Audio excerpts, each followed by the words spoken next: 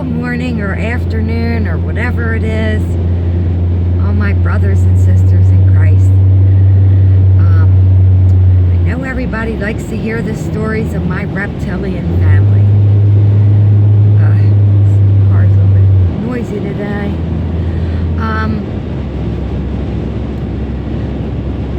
Growing up, I never did feel like I was part of the family. Now I know why. I have a picture of me when I was about 4 or 5 years old, sitting with the family, playing. Well, it was at Christmas, and I was sitting off to the side in the picture. My uncle was having my cousin and my sister and one of my brothers on his back horsing around. My other brother was sitting on the floor, and I was sitting on this other side looking sad as could be, because I was sad. I was sad most of my childhood. And we used to get together every Sunday. If I would get upset and start to cry, I was ridiculed and made fun of because I was crying. I don't remember them crying. Don't remember them crying ever. And they would say, "Oh, listen to the little crybaby. Wah, wah, wah. Wah, wah, wah." It's like they were making fun of me because I was having feelings.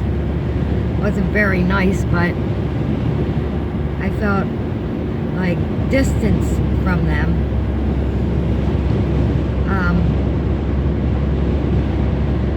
I used to take care of my little sister. She had her room downstairs, and I had my room upstairs with my sister I shared. And my mom had the attitude where, let them cry, it's good for their lungs. She used to tell me about my first son. You need to let him cry. Just 5 minutes, let him cry.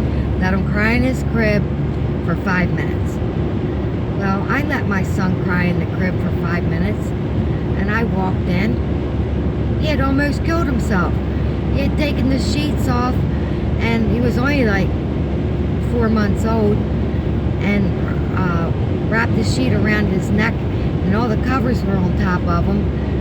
And that's what I get for listening to my mother tell me, let him cry.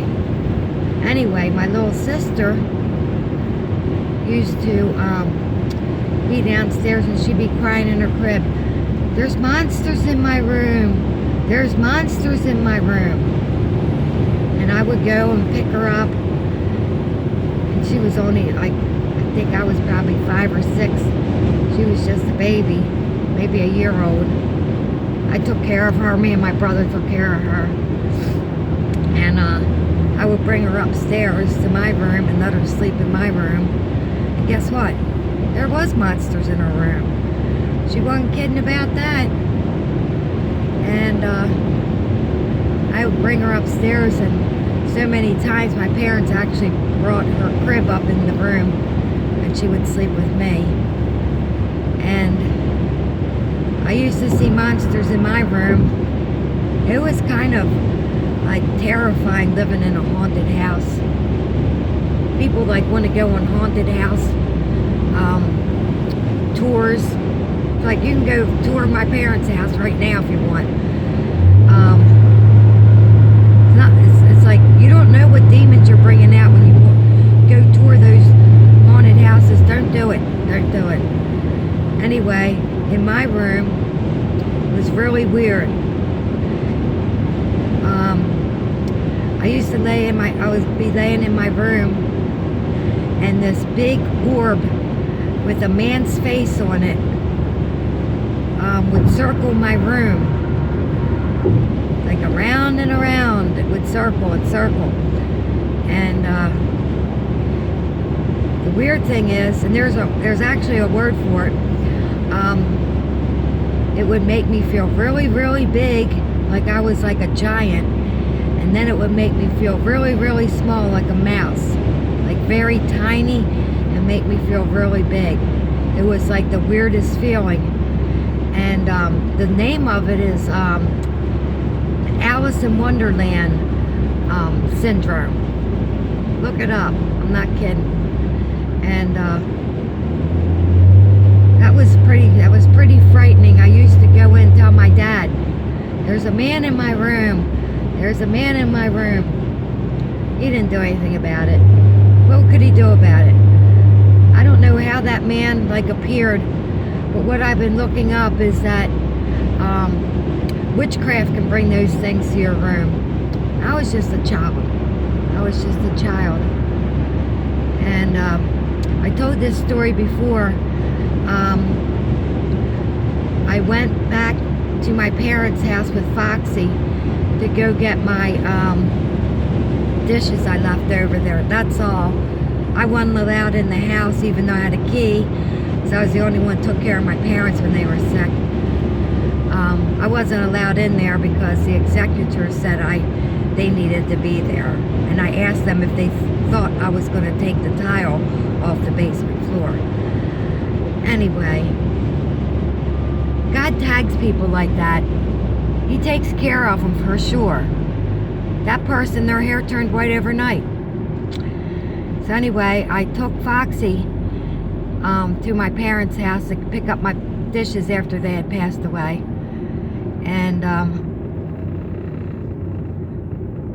I went upstairs for just a minute, and I heard a dog screaming somewhere. I thought it was down the street. The front door was open.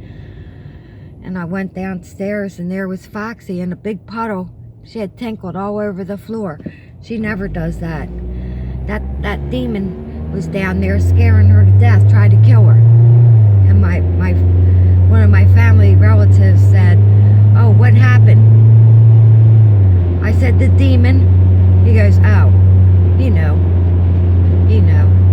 So anyway, that's a little bit about what I grew up with. So there's more to come.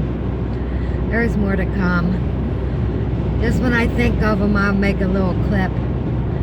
So I guess that would be called My Reptilian Family and the Demons Among Us. So keep the faith, everybody. It all works out. I'm still here. I'm happy. There's a reason for everything. God's perfect in every way. So God loves you, each and every one of you. Be the reason somebody smiles today.